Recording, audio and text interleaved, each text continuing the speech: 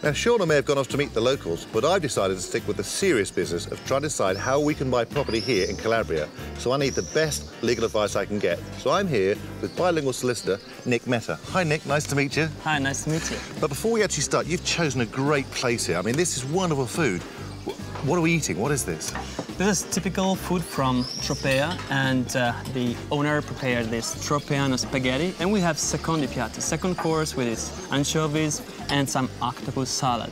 Buying property here is kind of a bit different from how it is in the UK, isn't it? As I understand it, it's notaire-led. So I guess my first question to you is, what exactly is a notaire?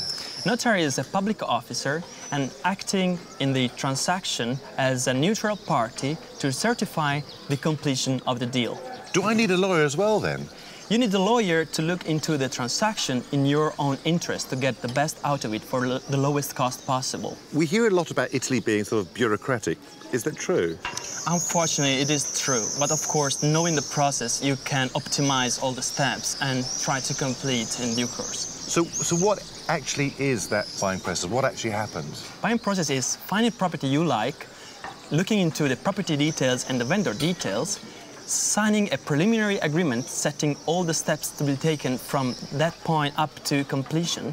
Then, when all the steps have been taken, you go to the notary who certifies the completion. So what would be your advice for people? First of all, don't sign anything unless you have got an advice. Get a lawyer to give you the advice and have someone speaking your own language next to you. I think they're really good tips. What I think is more important is actually we eat some food. That's correct. I'm going for the octopus. Do you want to try a little piece with me? Yes, thank you. I thought I had time to walk off that lunch on Tropea's famous beach. But wouldn't you just know it?